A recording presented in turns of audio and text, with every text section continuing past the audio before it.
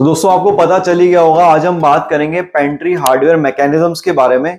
Pantry unit hardware के अंदर क्या क्या मैकेनिज्म्स मार्केट में अवेलेबल है, उसमें कौन कौन से ब्रांड्स आते हैं, उनकी रेट्स क्या रहती हैं, और पेंट्री यूनिट बाय करते टाइम हमें किन किन बातों का, साइजेस का ध्यान रखना चाहिए, इंस्टॉलेशन कैसे करवाते हैं, और साथ में ये भी जानेंगे कि किस सिचुएशन में आपको पेंट्री यूनिट को अवॉइड करना चाहिए। तो दोस्तों इस मॉड्यूलर किचन में लगने वाले इंपॉर्टेंट एक हार्डवेयर जिसमें आप ग्रोसरी का स्टोरेज कर सकते हो, उसके बारे में पूरी जानकारी इस वीडियो में देने का ट्राई करूंगा। तो आइए दोस्तों शुरू करते हैं आज का वीडियो बिना किसी देरी के। सब्सक्राइब कीजिए जीएम फर्नीचर चैनल को मॉड्यूलर किचन पर लेटेस्ट वीडियोस के लिए, और कांटेक्ट कीजिए ऑनलाइन किचन डिजाइनिंग सर्विसेज के लिए। तो सबसे पहले अपन ये समझ लेते हैं दोस्तों, पेंट्री यूनिट आखिर बनाना क्यों है, इसका पर्पस क्या होता है। तो पेंट्री यूनिट जैसा आप देख रहे हो दोस्तों, ग्रोसरी स्टोरेज करने के लिए रहता है आपका। इसके अंदर क्योंकि ये पूरा वर्टिकल यूनिट रहता है, लगभग 7 फीट तक की हाइट का बनता है ये, तो काफी सारा आपका जो ग्रोसरी का सामान है वो इसके अंदर स्टोर हो जाता है। इसी के साथ में आपके जो स्नैक्स अगर आपके घर में रहते हैं तो वो भी आप इसके अंदर डिब्बे आराम से कंटेनर स्टोर कर सकते हो। खास करके अगर आपका किचन छोटी साइज का है तो पेंट्री यूनिट आपके लिए काफी सारा स्टोरेज प्रोवाइड कर देता है एक वर्टिकल यूनिट के फॉर्म में, जहां पर आप एक साथ अपना काफी सारा सामान स्टोर कर पाओगे। तो स्टोरेज की अगर प्रॉब्लम है तो पेंट्री यूनिट बहुत अच्छा सोल्यूशन है आपके किचन के लिए। दोस्तों वीडियो शुरू करते हुए पहले अपन टाइप्स ऑफ हार्डवेयर मैकेनिज्म के हिसाब से पेंट्री यूनिट को दो पार्ट में डिवाइड किया जा सकता है। पहला हो गया आपका हिंज वाली पुल आउट पेंट्री। इसका मतलब ये जिसमें हिंजेस रहते हैं, डोर रहता है, और इसका मैकेनिज्म इस तरह से ओपनेबल वाला रहता है, इसको बोलेंगे अपन हिंज पुल आउट पेंट्री। दूसरा वाला हो गया आपका pull out door pantry unit. इसके अंदर क्या होता है कि आप पूरे पेंट्री यूनिट को पुल करके बाहर निकाल सकते हो, अपना सामान एक्सेस कर सकते हो और वापस अंदर ले आ सकते हो। उसमें बेसिकली ड्रॉअर मैकेनिज्म चलता है। तो ये दो तरह के बेसिक टाइप हैं पेंट्री मैकेनिज्म के। दोस्तों बात कर लेते हैं स्टैंडर्ड साइजेस के बारे में जो पेंट्री यूनिट मैकेनिज्म में पॉपुलरली अवेलेबल रहती है।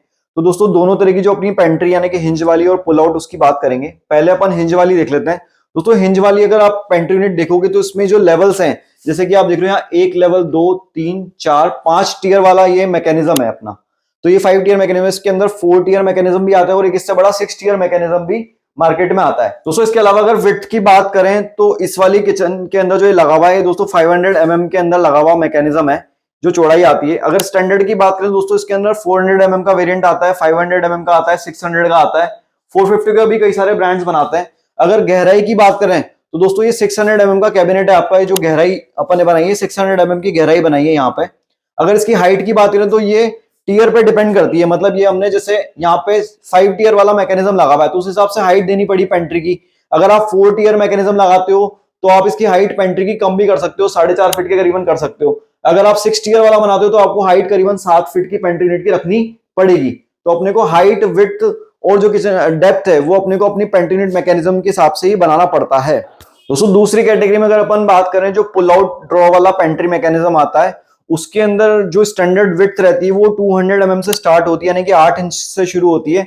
उसके अंदर 200 mm, फिर 300 mm और 400 mm, इस तरह के 3 वेरिएंट ज्यादा पॉपुलर है मार्केट में। हालांकि कुछ ब्रांड्स में बहुत अलग अलग साइजेस में मिलती है, बट ये 3 वेरिएंट काफी पॉपुलर है। अगर पुल आउट पेंट्री के अंदर भी डेप्थ की बात करें तो अगेन अपने को 600 mm का कैबिनेट बनाना पड़ता है। और जो अगर उसकी हाइट की बात करें तो अगेन अगर आप 4 टीयर का ले रहे हो या 6 टीयर का ले रहे हो, उस हिसाब से आपको उसका हाइट 4-4.5 फीट से लेकर के 7 फीट तक का रखना रहेगा पुल आउट पेंट्री के केस में। दोस्तों सबसे इंपॉर्टेंट जो पार्ट होता है कि रेट यानी कि प्राइसिंग कितना लगेगा, भाई पैसा कितना लगेगा पेंट्री यूनिट बनाने में, उसके बारे में बात करेंगे। तो दोस्तों इसमें मैं आपको ये बोलना चाहूंगा कि प्रीमियम कैटेगरी से लेकर के इकोनॉमिक कैटेगरी में वेरिएशन काफी ज्यादा है।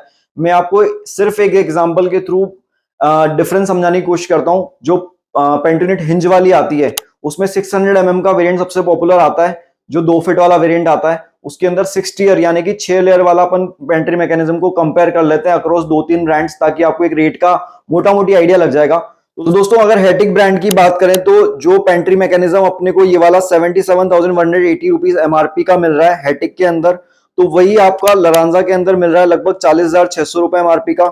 स्लीक में लगभग मिल रहा है 35,000 रुपए एमआरपी का, और एवरशाइन के अंदर अगर अपन बात करेंगे तो 25 से 28,000 रुपए एमआरपी में आपको प्रोडक्ट मिल जाता है।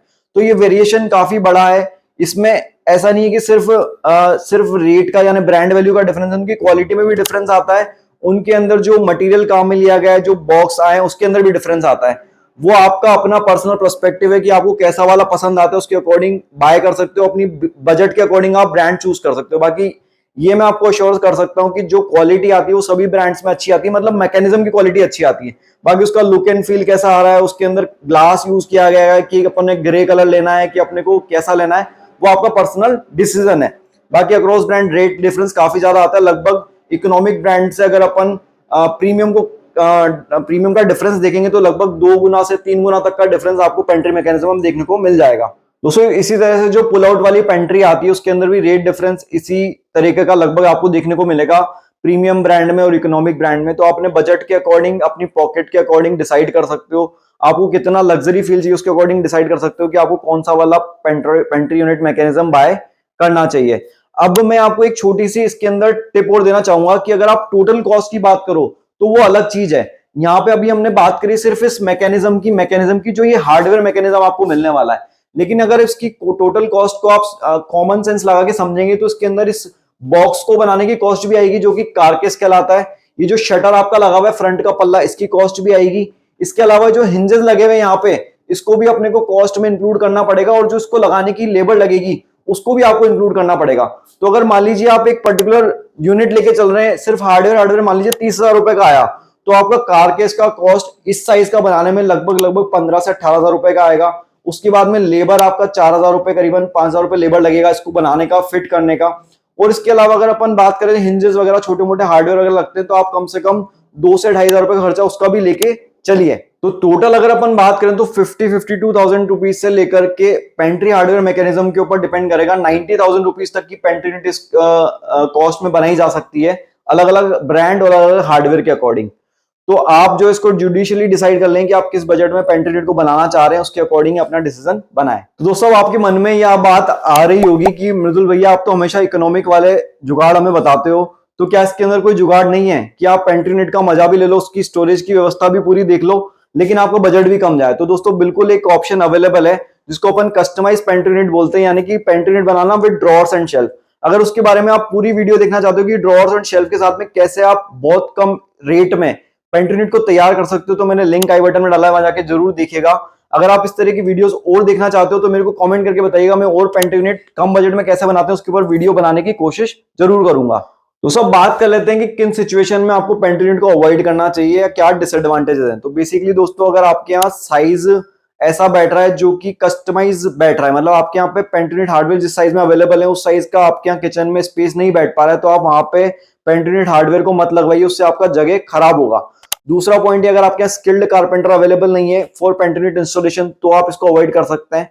तीसरा, अगर आपका बजट कम है तो आप पेंट्री यूनिट को बिल्कुल अवॉइड कीजिए, क्योंकि पेंट्री यूनिट काफी कॉस्टली एक प्रोडक्ट है जो आपका काफी सारा बजट लेके जाएगा। तो अगर आप बजट फ्रेंडली ऑप्शन देख रहे हैं तो आप कस्टमाइज पे जाइए, readymade pantry hardware mechanism bye मत कीजिए। चौथी चीज ये दोस्तों कि अगर आप अपने किचन के अंदर पेरेंट्स हैं या बच्चे अगर यूज कर रहे हैं तो वहां हो सकता है थोड़ा सा यूजर फ्रेंडली ना हो, तो वहां पे भी अपने आप पे पेंट्री यूनिट को पेंट्री हार्डवेयर मैकेनिज्म को यूज करना अवॉइड कर सकते हैं। तो ऐसी 4 सिचुएशन है जहां पे आपको इसको अवॉइड करना चाहिए। अगर यूजेस की बात करें, जहां पे अगर आपको किचन को लग्जरी फील देना है, आप किचन को एक बहुत प्रीमियम लुक देना चाहते हैं, तो वहां पे पेंट्री यूनिट हार्डवेयर मैकेनिज्म आपके लिए काफी यूजफुल प्रोडक्ट है, वहां पे आप इसको जरूर यूज कीजिएगा। तो दोस्तों आई होप आपके सारे डाउट जो है पेंट्री यूनिट को लेकर के वो क्लियर हो गए होंगे। हमारी एक मटेरियल A to Z वाली सीरीज है, इसके अंदर मॉड्यूलर किचन रिलेटेड सारे मटेरियल की हम वीडियोस लाइन बाय लाइन डालते रहते हैं। कुछ वीडियोस मैंने ऑलरेडी डाल चुकी है, बाकी आने वाले टाइम में काफी सारी वीडियोस मॉड्यूलर किचन के लेटेस्ट मटेरियल के ऊपर आने वाली है। तो अगर आपने चैनल को सब्सक्राइब नहीं किया, मॉड्यूलर किचन के ऊपर आप एंथुसियास्ट हैं, जानकारी लेना चाहते हैं, तो सब्सक्राइब जरूर कर दीजिए। अगर वीडियो आपको पसंद आया तो एक लाइक जरूर कीजिए। चैनल को इसी तरह से प्यार देते रहिए, देखते रहिए GM furniture. Thank you so much.